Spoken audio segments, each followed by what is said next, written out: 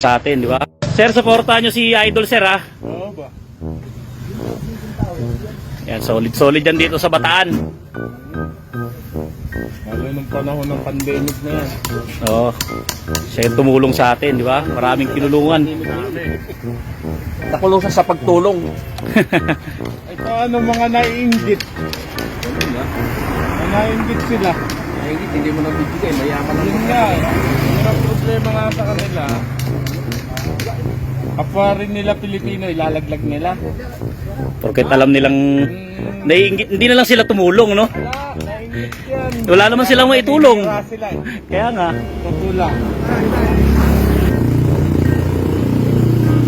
Isa po?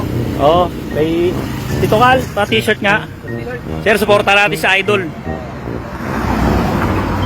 Pandemic hero natin yan. Meron na isa. O, ayan lang size natin. One size lang tayo, sir.